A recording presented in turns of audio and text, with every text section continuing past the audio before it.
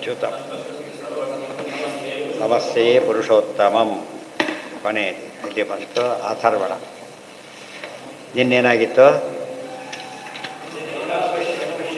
ಯದಾ ಪಶ್ಯತೆ ರುಗ್ಮವರ್ಣಂ. ಇದೇ ಹೇಳಿ, ದೇವರನ್ನ ಕಾಣೋವರೆಗೂ ಕೂಡ ಮುಕ್ತಿ ಆಗೋದು. ಅದೇ ವಿಷಯ ಬಂದಿರೋದು. ಈಗ ದೇವ್ರನ್ನ ಕಾಣೋವರೆಗೂ ಮುಕ್ತಿ ಆಗೋದಿಲ್ಲ.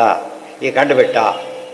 ಇವತ್ತು ಹೇಳಿದರು ನೀವು ಪ್ರಧಾನಮಂತ್ರಿ. ನೋಡಿ ದಿವಸ ಟಿ ವಿಯಲ್ಲಿ ನೋಡ್ತೀವಲ್ಲ ಅಂತ ಕೇಳಿದೆ. ನೋಡಿದ್ದಕ್ಕೆ ಲೆಕ್ಕನ ಅದು ನಿಮಗೆ ಗೊತ್ತಾ? ಗೊತ್ತು. ಏನು ಉಪಯೋಗ ಇಲ್ಲ. ಯಾರು ಅಂತ ಗೊತ್ತು ಅಷ್ಟೇ ಹೊರತು, ಗೊತ್ತಾದರೆ ಪರಿಚಯ ಇದೆಯಾ ಅಂತ ಅರ್ಥ. ಅವ್ರು ನಿಮಗೆ ಗೊತ್ತಾ ಅಂತಾರೆ. ಗೊತ್ತು ಅಂದರೆ ಅಷ್ಟು ನನಗೂ ಗೊತ್ತು, ನೀವು ನೋಡೋಣ ನಿಮಗೆ ಅಂತ ಕೇಳ್ತಾ. ಗೊತ್ತೇನು ಮಾತಾಡ್ಸೋಕ್ಕೆ ಬರುತ್ತಾ? ನಿಮ್ಮ ಮಾತು ಕೇಳ್ತಾರಾ? ಇವೆಲ್ಲ ಎರಡು ಮಾಡ್ತಾ ಹೋಗ್ತಾರೆ. ಕೊನೆಗೆ ಎಲ್ಲಿಗೆ ಎಂಡಾಗಬೇಕಿದು? ಹೌದು, ಐ ನೋ ಹಿಮ್ ಪರ್ಸನಲಿ ಅಂತ ಹೇಳ್ತಾರೆ. ಆಗ ಅದು ಭಾರಿ ಮಹತ್ವ ಹೋಗೋದು. ದೇವರ ಪರ್ಸನಲಿ ನೋಡ್ಬೇಕು ನಾವು. ಕೊನೆಗೆ ಪರ್ಸನಲಿ ನೋಡೋದು ಅಂದರೂ ಒಂದೇ, ಅಪರೋಕ್ಷ ಜ್ಞಾನ ಅಂದರೂ ಒಂದೇ. ಯದಾ ಪಶ್ಯತೆ ರುಗ್ಮವರ್ಣಂ. ರುಗ್ಮವರ್ಣಂ ಅಂತ ಹೇಳಿದರೆ ಪರಮಾತ್ಮ ಸಾಕಾರ ನಿರಾಕಾರ ಅಲ್ಲ. ಕರ್ತಾರಂ ಜನ್ಮಾದ್ಯಶಯತಃ ಈಶಂ ಸರ್ವಸಮರ್ಥ ಪುರುಷಂ ಪುರುಷಬ್ದವಾಚ್ಯ ಬ್ರಹ್ಮಯೋನಿ ಬ್ರಹ್ಮದೇವರಿಗೂ ತಂದೆ. ತದಾ ಅದು ಇನ್ನೊಂದು ಅರ್ಥ. ಬ್ರಹ್ಮ ಯೋನಿ, ಬ್ರಹ್ಮ ಅಂದರೆ ವೇದ, ಯೋನಿ ಅಂದರೆ ಶಾಸ್ತ್ರ ಯೋನಿತ್ವ, ಆ ಅರ್ಥನೂ ಬರುತ್ತೆ. ತದಾ ವಿದ್ವಾನ್ ಪುಣ್ಯಪಾಪೇ ವಿಧೂಯ. ಆಗ ಇವರು ಪುಣ್ಯಪಾಪ ಕಳ್ಕೊಂಡ್ಬಿಟ್ಟು ಎಲ್ಲಿಗೆ ಹೋಗ್ತಾನೆ? ನಿರಂಜನ, ಯಾವ ಲೇಪನೂ ಇಲ್ಲ. ಪರಮಂ ಸಾಮ್ಯಮುಪೈತಿ, ದೇವರ ಹತ್ರ ಹೋಗಿ ಮುಕ್ತಿಯಾಗಿ ಸುಖವಾಗಿದ್ದು ಬಿಡ್ತಾನೆ. ಇದಿಷ್ಟು ಕೂಡ ಮುಕ್ತಿ ಯಾವಾಗ ಆಗುತ್ತೆ ಎಂಬುದು ಉತ್ತರ ಇದೆ. ಪುಣ್ಯಂ ಇವಾಗ ಸಾಮಾನ್ಯ ನಮ್ಮಲ್ಲಿ ಇಂಟರ್ವ್ಯೂ ತೋಳ್ಕೊಂಡಿದೆಯಲ್ಲ ಹಾಗೆ. ಎಷ್ಟೇ ಎಷ್ಟೇ ಮಾಡಿದ್ರು ಕೂಡ ಫೈನಲ್ ಸೆಲೆಕ್ಷನ್ಗೆ ಏನು ಬೇಕು? ಎಲ್ಲದರಲ್ಲೂ ಆದ, ಇಂಟರ್ವ್ಯೂದಲ್ಲಿ ಹೋಯ್ತು ಅಷ್ಟೇ. ಅದು ಅದರಲ್ಲೇ ಆಗಿಬಿಟ್ರೆ ನಿಜವಾಗ್ಲೂ ಆದಾಗ ಲೆಕ್ಕ. ಪುಣ್ಯಂ ಚಾನಿಷ್ಟಂ ವಿಧೂಯ. ಪಾಪ ಪೂರ್ತಿ ಹೋಗುತ್ತೆ, ಪುಣ್ಯ ಪೂರ್ತಿ ಹೋಗಬಾರದು, ಅನಿಷ್ಟ ಮಾತ್ರ ಹೋಯಿತು. ಪ್ರಾಣೋ ಹ್ಯೇಷ ಸರ್ವಭೂತೈರ್ವಿಭಾತಿ ನಿಜಾನನ್ ವಿದ್ವಾನ್ ಭವತೇನಾತಿವಾದಿ ಆತ್ಮಕ್ರೀಡ ಆತ್ಮರತಿ ಯಾವಾನ್ ಏಷ ಬ್ರಹ್ಮವಿದಾಂ ವರಿಷ್ಠ. ಪ್ರಾಣೋ ಹಿ ಏಷಃ ಸರ್ವಭೂತೈರ್ವಿಭಾತಿ. ಪರಮಾತ್ಮ ಎಲ್ಲರಿಗೂ ಪ್ರಾಣ ಸದೃಶನಾಗಿ ಎಲ್ಲರೊಳಗೆ ಬೆಳಗ್ತಾ ಇದ್ದಾನೆ. ಇದು ತಿಳ್ಕೊಂಡ್ರೆ ವಿಜಾನನ್ ವಿದ್ವಾನ್ ಭವತೆ ನಾತಿವಾದಿ. ಇದು ತಿಳ್ಕೊಂಡ್ಮೇಲೆ ಏನೇ ಆಗೋದಿಲ್ಲ, ಇವನು ಅತಿವಾದಿ ಆಗೋದಿಲ್ಲ. ಅತಿವಾದಿ ಅಂದ್ರೇನು? ಪ್ರಮಾಣ ಇಲ್ಲದೆ ಮಾತಾಡೋದಕ್ಕೆ ಅತಿವಾದ ಅಂತ ಕರೀತಾರೆ. ಅತಿವಾದ, ಪ್ರಮಾಣ ಇಲ್ಲದೆ ಮಾತಾಡೋದು. ಜ್ಞಾನಿಗಳಿಂದ ಮಾತಾಡೋದೇ ಇಲ್ಲ. ಮುಂದೆ ಆತ್ಮಕ್ರೀಡ ಆತ್ಮರತಿ, ಭಗವದ್ಗೀತೆ ಕ್ರೀಡಾ ಆತ್ಮರತಿ. ಅವ್ನು ತನ್ನ ಎಂಜಾಯ್ ಮಾಡ್ಕೊಂಡು ಬಿಡ್ತಾನೆ. ನಮ್ಮ ಎಂಜಾಯ್ಮೆಂಟೆಲ್ಲ ಡಿಪೆಂಡೆಂಟ್ ಇವತ್ತು. ನೋಡಿದರೆ ಸುಖ, ಕೇಳಿದರೆ ಸುಖ, ತಿಂದರೆ ಸುಖ, ಎಲ್ಲ ಡಿಪೆಂಡೆಂಟ್ ನಮ್ಮದು. ಆತ್ಮರತಿ. ಪರಮಾತ್ಮ ದರ್ಶನ ಮಾಡಿದವನು ಏನಾಗುತ್ತೆ ಅಂದರೆ ಸ್ವರೂಪ ಸುಖ ಹೊರಗೆ ಬರೋದ್ರಿಂದ ಏನು ಬೇಕಾಗೋದಿಲ್ಲ. ವೀಲ್ ಚೇರ್ ಬಿಟ್ಟು ನಡ್ಕೊಂಡು ಹೋಗ್ತಾರಲ್ಲ, ಹಾಗಾಗಿಬಿಡ್ತಾರೆ. ಡಿಪೆಂಡೆನ್ಸ್ ಇಲ್ಲ ಈಗ. ನನಗೆ ಫಸ್ಟ್ ಕ್ಲಾಸ್ ನಡೀತಾರೆ, ವೀಲ್ ಚೇರ್ ಮೇಲೆ ಏನು ಉಪಯೋಗ ಇಲ್ಲ. ನಡೆದಾಗ ಅದು ತಳ್ಕೊಂಡು ಹೋಗ್ತಾರೆ ಅಂತ ಅರ್ಥ ಆಗ. ನಡೆಯೋದು ಅಂದರೆ ಸ್ವತಂತ್ರವಾಗಿ ನಡೆಯೋದು ಹಾಗೆ. ಕ್ರಿಯಾವಾನ್ ಆತ್ಮರತಿ ಯಾವಾನ್. ಆತ್ಮ ಕ್ರೀಡಾ ಅಂದರೆ ವಿಹಾರ, ರತಿ ಅಂದರೆ ಇನ್ವಾಲ್ವ್. ಎರಡು ರಫ್ಲಿ ಎರಡು ಒಂದೇ ಅರ್ಥ. ಎರಡು ಒಟ್ಟಿಗೆ ಬಂದ ಮಾತ್ರ ಏನು ಮಾಡ್ತಾನೆ? ತನ್ನಲ್ಲೇ ತಾನು ವಿಹಾರ ಮಾಡ್ತಾ ಆನಂದ ಪಡ್ತಾನೆ. ಸೇರಿಸ್ಕೋಬೇಕಷ್ಟೆ. ಸುಹೃತ್ ಮಿತ್ರ ಇದ್ದರೆ ಹಾಗೆ. ಏಷ ಬ್ರಹ್ಮವಿದಾಂ ವರಿಷ್ಠ. ಇದನ್ನು ಬ್ರಹ್ಮಜ್ಞಾನಿ ಅಷ್ಟೇ ಅಲ್ಲ, ಬ್ರಹ್ಮಜ್ಞಾನಿಗಳಲ್ಲಿ ಶ್ರೇಷ್ಠನಾದವನು. ಸತ್ತೇನ ಲಭ್ಯಸ್ತಪಸಾ ಶೇಷ ಆತ್ಮ ಸಮ್ಯಜ್ಞಾನೇನ ಬ್ರಹ್ಮಚರ್ಯೇಣ ನಿತ್ಯಂ ಅಂತಃಶರೀರೇ ಜ್ಯೋತಿರ್ಮಯೋ ಹಿ ಶುಭ್ರೋ ಯಂ ಪಶ್ಯಂತಿ ಯತಯಃ ಕ್ಷೀಣದೋಷಾಃ. ಸತ್ತೇನ ಲಭ್ಯ ತಪಸಾ ಹಿ ಏಷಃ. ಪರಮಾತ್ಮ ತಪಸ್ಸಿನಿಂದ ಸಿಗ್ತಾನೆ, ಬೇರೆದು ಸಿಗೋದಿಲ್ಲ. ಏನು ತಪಸ್ಸು? ಸತ್ಯ. ಸತ್ಯ ಅಂದರೆ ಮೀಮಾಂಸನ ಜಿಜ್ಞಾಸೆ. ಅದಕ್ಕೆ ಅಥಾತೋ ಬ್ರಹ್ಮ ಜಿಜ್ಞಾಸ. ಜಿಜ್ಞಾಸೆ ಮಾಡಿ ದೇವರನ್ನು ತಿಳಿಬೇಕೆ ಹೊರತು ದೇವರು ತಿಳಿಯೋದಿಲ್ಲ. ಸಮ್ಯಜ್ಞಾನೇನ, ಯಥಾರ್ಥ ಜ್ಞಾನ ಬರಬೇಕಿದ್ರೂ ಉಪಯೋಗ ಇಲ್ಲ. ಬ್ರಹ್ಮಚರ್ಯೇಣ, ಬ್ರಹ್ಮಚರ್ಯ ಇರಬೇಕು. ಬ್ರಹ್ಮಚರ್ಯ ಅಂತ ಹೇಳಿದರೆ ಮುಖ್ಯವಾದ ಅರ್ಥ ಏನು? ಪ್ರತಿ ಕೆಲಸ ಮಾಡಬೇಕಾದ್ರೂ ದೇವರ ಕಡೆ ಗಮನ ಇರಬೇಕು. ಅದಕ್ಕೆ ಬ್ರಹ್ಮಚರ್ಯ ಅಂತ ಹೆಸರು. ಪ್ರತಿಯೊಂದು ನೋಡಿ, ಏನೇ ನೋಡಲಿ ಒಳ್ಳೆ ದೇವ್ರು ಕಾಣಬೇಕು, ಏನೇ ಕೇಳಿ ದೇವ್ರ ವಿಷಯ ಕೇಳಬೇಕು, ಏನೇ ಆಗಿರಲಿ ದೇವ್ರ ನೈವೇದ್ಯನೇ ಆಗಿರಬೇಕು. ಈ ರೀತಿ ಕಾನ್ಸೆಪ್ಟ್ ಇದ್ರೆ ಏನಂತಾರೆ ಅದನ್ನು, ಅದು ಬ್ರಹ್ಮಚರ್ಯ. ಆಚಾರ್ಯ ಬರದ ಅರ್ಥ ಅದು. ಮನ ಆದೀನ ಬ್ರಹ್ಮಣಿ ಚರಣಂ ಬ್ರಹ್ಮಚರ್ಯಂ, ಗೀತಾಭಾಷ್ಯದ ಮಾತದು. ನಿತ್ಯಂ, ಇದು ಒಂದೇ ಸೇಲ್ದಿಸಿದ್ರೆ ಸಾಲದು. ನಿತ್ಯಂ ಅಂದರೆ ಯಾವಾಗಲೂ ಮಾಡ್ತಿರ್ಬೇಕಿದೆ, ಇಲ್ಲವರೆ ಸಾಧ್ಯ ಇಲ್ಲ. ಅಂತಃಶರಿ, ಅದಕ್ಕೆ ದಾಸರು ಕೇಳಿದ್ದು. ಪಿಳ್ಳಂಗೋಗಿ ಜಲ್ವಕೃಷ್ಣ ಎಲ್ಲಿ ನೋಡಿದ್ದೀರಿ? ಎಲ್ಲಿ ನೋಡಿದ್ದೀರಿ ಪ್ರಶ್ನೆ ಇರೋದು ಅರ್ಥ. ಎಲ್ಲಿ ನೋಡಿದ್ದೀರಿ? ಎಲ್ಲೋ ನೋಡಿದ್ರೆ ಉಪಯೋಗ ಇಲ್ಲ. ಒಳಗೆ ನೋಡಿದ್ರೆ ನೋಡಬೇಕು. ನೋಡಿದ ಮೇಲೆ ನೆಕ್ಸ್ಟ್ ಸ್ಟೇಜ್ ಏನು, ಎಲ್ಲ ಕಡೆ ನೋಡಬೇಕು. ಅವಾಗ ಏನಾಗುತ್ತೆ, ಅವ ಸರಿ ಹೋಗುತ್ತೆ. ಅಲ್ಲಿವರೆಗೂ ಪೂರ್ತಿ ನೋಡಿದಾಗ ಆಗೋದಿಲ್ಲ. ಅಂತಃಶರೀರೆ ಜ್ಯೋತಿರ್ಮಯೋ ಹಿ ಶುಭ್ರೋ, ಅಂತಃಶರೀರೆ ಶರೀರದ ಒಳಗೆ ನೋಡಬೇಕು, ಹೃದಯದೊಳಗೆ. ಜ್ಯೋತಿ ಜ್ಯೋತಿರ್ಮಯ, ಆಮೇಲೆ ಜ್ಯೋತಿರ್ಮಯೋ ಹಿ ಶುಭ್ರ, ಶುಭ್ರ ದೋಷ ದೂರ. ಯಂ ಪಶ್ಯಂತಿ ಯತಯ ಕ್ಷೀಣದೋಷ, ಇಂಥವ್ರು ಯತಿಗಳು ಕಾಣ್ತಾರೆ. ಪುಸ್ತಕ ಮುಚ್ಚಿಟ್ಬಿಡ್ತೀವಿ, ಯತಿಗಳು ಕಾಣ್ತಾರೆ. ನಾವು ಯತಿಗಳಲ್ಲ, ಆದ್ದರಿಂದ ಸನ್ಯಾಸಿಗಳಿಗೆ ಮಾತ್ರ ಇದೆಲ್ಲ ಅಲ್ಲ. ಯತಿ ಅಂದ್ರೇನು, ನಿಗ್ರಹ ಅಂತ ಅರ್ಥ. ಇನ್ನು ಜಿತೇಂದ್ರಿಯರು ನೋಡ್ತಾರೆ, ಬೇರೆಯವರಿಗೆ ಸಾಧ್ಯ ಇಲ್ಲ ಅಂತ ಅರ್ಥ.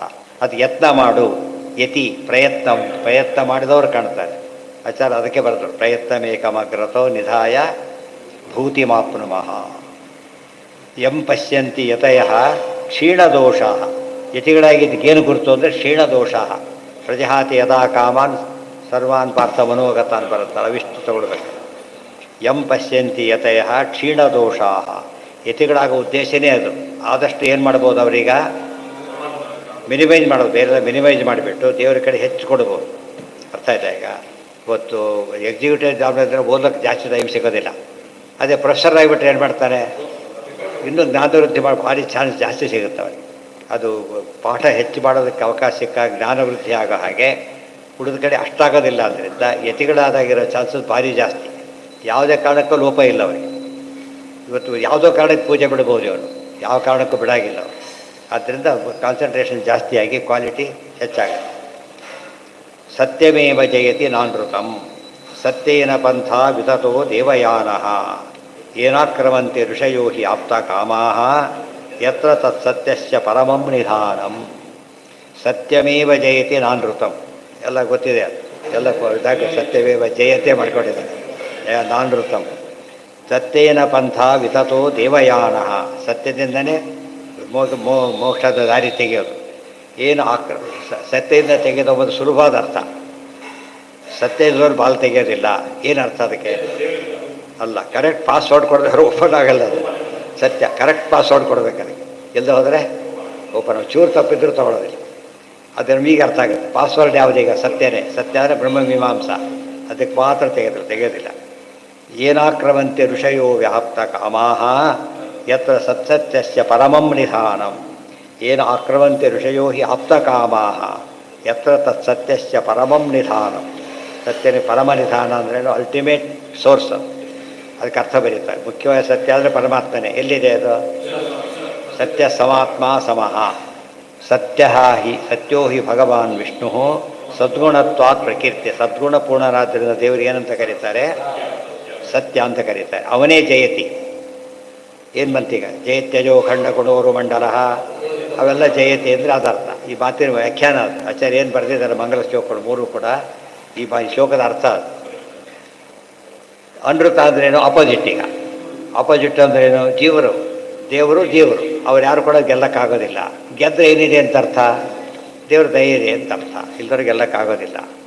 ಸದ್ಗುಣತ್ವಾತ್ ಪ್ರಕೀರ್ತಿತಃ ಅಸುರಾರಿಹಿ ತದ್ವಿರುದ್ಧತ್ವಾತ್ ಅನೃತಾಹ. ಅಸುರ ಮತಗಳಿದ್ದಾರಲ್ಲ ಅವರೆಲ್ಲ ಏನಂತ ಕರೀತಾರೆ? ಅನೃತ ಅಂತ ಹೆಸರು. ದೇವ್ರ ವಿರೋಧಿಗಳೆಲ್ಲ ಅನೃತರು. ತಸ್ಯ ವಿಷ್ಣೋರ್ವಿಧಾನಂತೂ ವೈಕುಂಠೋ ಲೋಕವುತ್ತಮ. ಪರಮಾತ್ಮನ ತ್ಯಾಗ ಯಾವುದು ಅಂದರೆ ವೈಕುಂಠ ಲೋಕ. ಬೃಹಚ್ಛತ ದಿವ್ಯ ಅಚಿಂಚ ರೂಪಂ. ಮತ್ತೇನು ಮಾಡೋದು? ಬೃಹತ್ ಬಿಡಿಸ್ಬೇಕಲ್ಲ.